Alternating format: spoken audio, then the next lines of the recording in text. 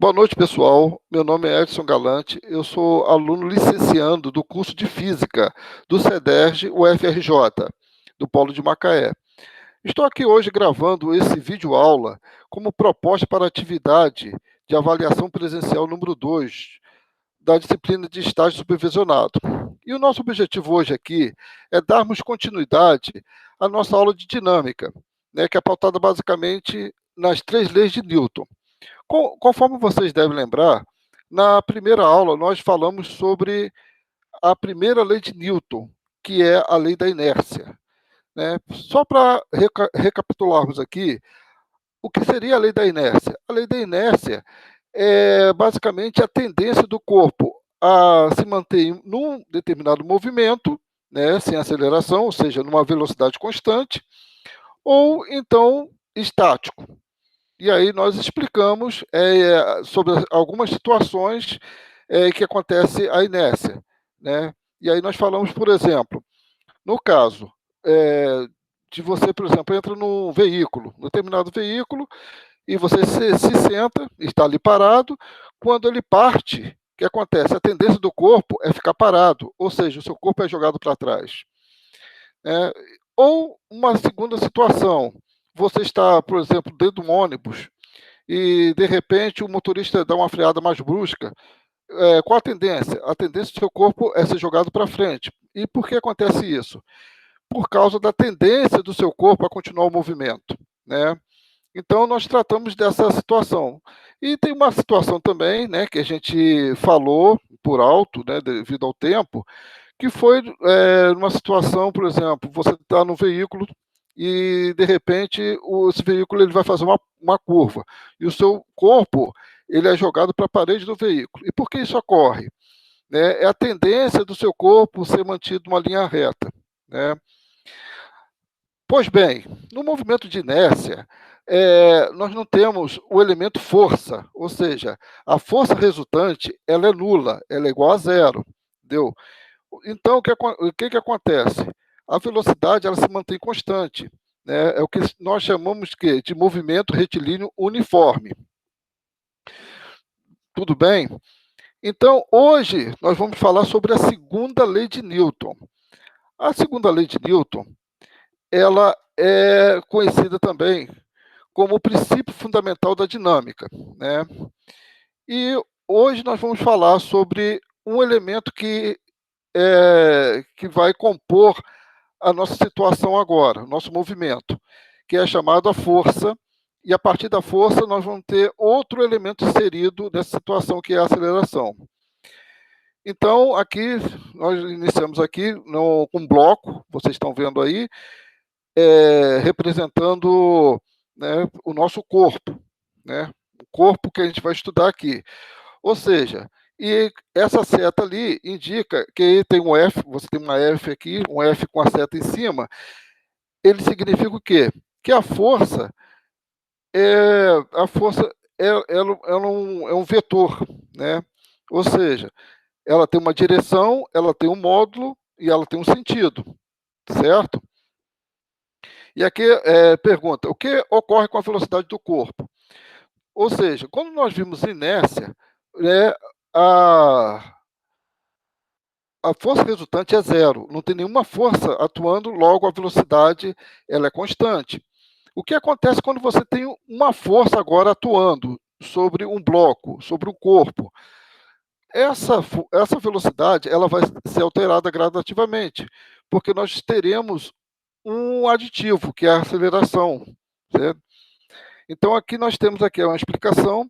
Se a força é constante, o corpo varia de velocidade a uma taxa também constante. Ou seja, o corpo realiza o que nós chamamos de movimento retilíneo uniforme variado, que agora nós temos o elemento aceleração, né, causado pela força. Ou seja, voltamos aqui, só para a gente compreender, então, na inércia, a força resultante é igual a zero, ela é nula. No momento que a força é diferente de zero, ou seja, você tem uma força atuante sobre um corpo, essa velocidade ela vai ser alterada devido ao elemento chamado aceleração. Entendeu? E aqui nós temos aqui, dando continuidade ao nosso princípio fundamental da dinâmica, que se observa também uma variação na aceleração adquirida quando se varia a massa do corpo a ser submetido à ação da força. O que significa isso, gente? Vocês devem reparar quando vocês, por exemplo, vocês que dirigem, né? O que acontece? Quando você está parado no sinal fechado e tal, e aí você tem um ônibus, um caminhão, né? E você está dentro de um veículo mais leve, um carro de passeio, e do seu lado aqui, do outro lado, tem uma moto. O que acontece quando o sinal abre e os veículos começam a andar? Geralmente, as motos, elas disparam, elas vão na frente, né? Por quê? Por que isso ocorre?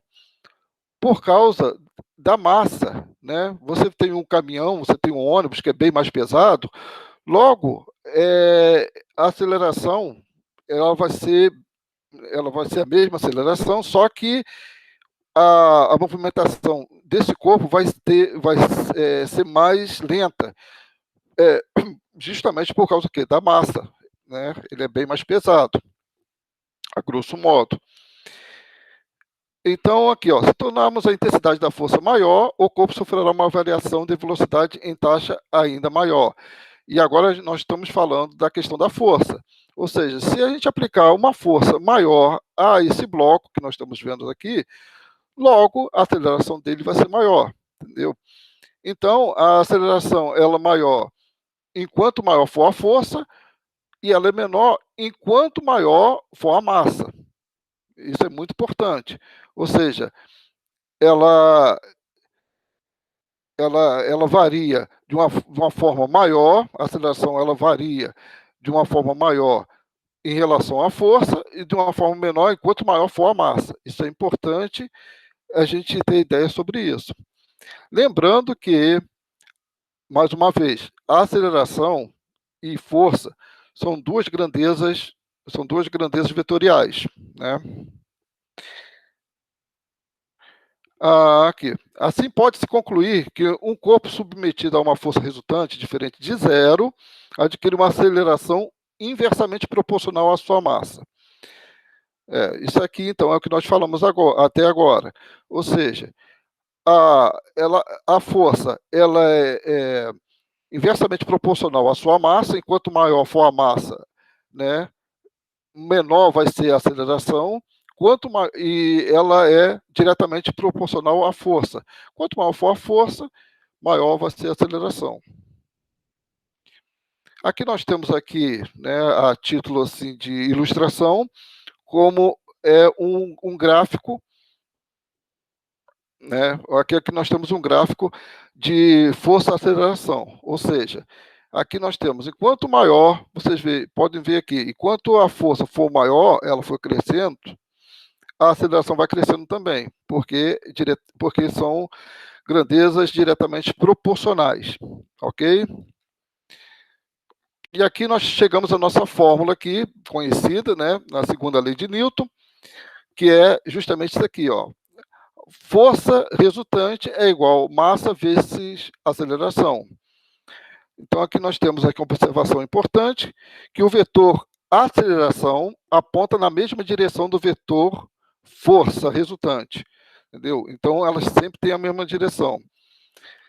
Se a aceleração aponta na mesma direção em sentido do vetor velocidade, o movimento é acelerado. Caso contrário, o movimento é retardado. E aqui nós temos aqui a questão da nossa unidade, né, do sistema internacional, e ela é dada em newtons. E o newton, ele corresponde a quê? A 1 quilograma por metro vezes por segundo ao quadrado. Nós temos aqui, né? Por que isso? Aqui a unidade, a força resultante é igual massa, né? Qual a unidade da massa? Quilograma. Qual a unidade de aceleração? Como nós conhecemos, metro por segundo ao quadrado. Logo, o newton é igual a 1 kg por metro por segundo ao quadrado. Certo? E aqui, nós começamos a ver nossos diagramas de forças atuantes num bloco. A primeira aqui, mais adiante, nós vamos ver Hoje, assim, só para você ter uma ideia dessa segunda lei de Newton, mas nós vamos começar a ter ideia do que é uma força-peso. A força-peso é justamente aquela força que aponta sempre para baixo, é a força, é o peso do corpo, né, contra uma determinada superfície, certo?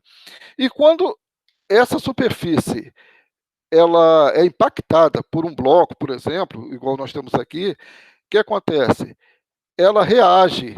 Então, nós temos uma força apontada para cima, que é chamada força normal, que nós estudaremos também é, mais adiante. Então, aqui nesse caso aqui, esse bloco ele está parado. Nós não estamos vendo movimento nele. Logo, a força resultante é igual a zero. E aqui, já na segunda figura aqui, nós temos aqui um boneco aqui empurrando um bloco. Ou seja, agora nós temos uma força atuante sobre esse bloco, né? Além, você tem aqui a força normal apontando para cima e a força peso apontando para baixo, entendeu? Isso aí nós vamos ver na terceira lei de Newton, que é a lei da ação-reação, ou seja, a mesma força que você tem apontada para baixo, que é a força peso, você vai ter apontada para cima, né, que é uma força de reação, que é a normal, ou seja, o bloco vai se manter estático, vai se manter parado. Só que agora, numa posição aqui perpendicular à normal e à força peso, nós temos aqui o boneco empurrando para frente o bloco, entendeu? E aí a tendência é que esse bloco se desloque. E vocês podem ver aqui, mais na parte de baixo, que nós temos uma força contrária chamada força de atrito, correto? Gente, é muito importante que, para vocês terem entendimento pleno dessa disciplina, que vocês conheçam as operações com vetores, a soma com vetores. Então, aqui eu botei a título de ilustração, que aqui, ó, vocês tiveram, por exemplo, duas forças apontadas no mesmo sentido, né, a mesma direção e mesmo sentido, vocês vão somar, né? No caso aqui, de duas forças apontado uma posição ortogonal, ou seja, perpendicular, nós vamos ter que utilizar o teorema de Pitágoras, né? Isso aí, vocês têm que estar craque nisso aí, é muito importante. E quando você tem assim duas forças apontadas para direções diferentes, nós vamos usar as leis do cosseno. Muito, muito também, muito importante que vocês entendam o significado disso tudo aí, né? Aqui nós temos aqui, nós não vamos introduzir isso aqui mais a fundo por causa do nosso tempo. Isso aqui é já falando sobre a força-peso, né? E a força-peso, aqui embaixo, a gente está vendo aqui, que até agora nós vimos o quê? A força resultante, que é a massa vezes a aceleração. A força-peso, ela tem um componente aí, que seria a aceleração, mas a aceleração gravitacional. Então, o que acontece? Aí você vai ter que acrescentar um elemento chamado altura, ou seja, no caso de um corpo em queda livre, né, quando você não tem nenhuma superfície apoiando, você vai ter uma força-peso, que vai ser a massa vezes a gravidade, né, a força gravitacional. Então, isso aí nós vamos ver mais à frente, mais a fundo isso aí. Aqui nós temos aqui algumas figuras, a representação da força-peso. É importante saber que a força-peso ela sempre vai apontar para baixo, né? Independentemente da posição do corpo, ela sempre vai estar apontando para baixo. Isso aí não tem jeito. Vamos ver aqui nosso gráfico. Isso aqui mais adiante a gente vai estudar sobre isso. Que já fala sobre a força normal, que também a gente vai ter que ver mais adiante devido ao nosso tempo. A força normal, diferentemente da força-peso, ela é perpendicular, estará sempre perpendicular à superfície. Então, se a superfície estiver numa posição horizontal, como na primeira figura, ela vai estar apontada para cima. Se ela estiver numa posição de 45 graus, a superfície de 45 graus, a normal vai estar 45 graus no sentido contrário, né? E por exemplo, se você tem aqui nós temos aqui um exemplo de um bloco, ele é apoiado aqui na superfície, na posição vertical. Logo, ela estará numa posição perpendicular, apontando numa posição horizontal, né? E aí, finalmente aqui, estou deixando aqui os exercícios para que vocês pratiquem, né? Já deixei aqui a resposta é, mas aí vocês vão ter que praticar aí para ver como nós chegamos aqui. Bem, pessoal, nossa aula é basicamente isso aí. Espero que vocês tenham entendido e desejo a vocês aí uma boa noite e estamos juntos aí. Qualquer dúvida, só me contactar aí. Um abraço, boa noite.